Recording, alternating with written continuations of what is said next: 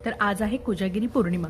कोजागिरी पौर्णिमा म्हटलं की आमच्याकडे रात्री 12पर्यंत जागायचं, दूध घोटणी असायची आणि सोबतच गुलाबाय असतात ना, गुलाबाय आम्ही गणपती विसर्जनानंतर दुसऱ्या दिवशी बसवायचो आणि त्या महिनाभर त्यांची गाणी म्हणायचो आणि कोजागिरीला त्यांची सांगता व्हायची.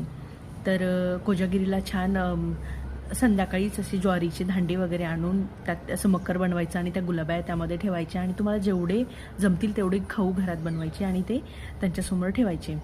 तर त्याच्या आधी महिनाभर गुलाबायांची गाणी म्हणायला आम्ही शाळा सुटली की आमचा बसतोच प्रोग्राम असायचा. मैत्रिणींकडे किंवा गल्ली तिकडे तिकडे सगळ्यांकडे गाणी म्हणायला जायचे आणि एक गाणं नसायचं, एवढी गाणी असायची आणि सगळी गाणी आमची पाठ होती.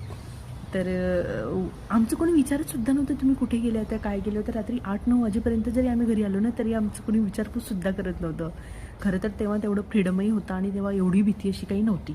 आताच्या मुली कोणाच्या घरी जातही नाही आणि गुलाबाई मला नाही वाटत कोणाकडे बसतही असतील आता. तर माझ्या माहेरी अजूनही बसतात, माझ्या जे दादाच्या मुली आहेत त्या अजूनही बसवतात. तर कोजागिरीला त्यांची सांगता असायची.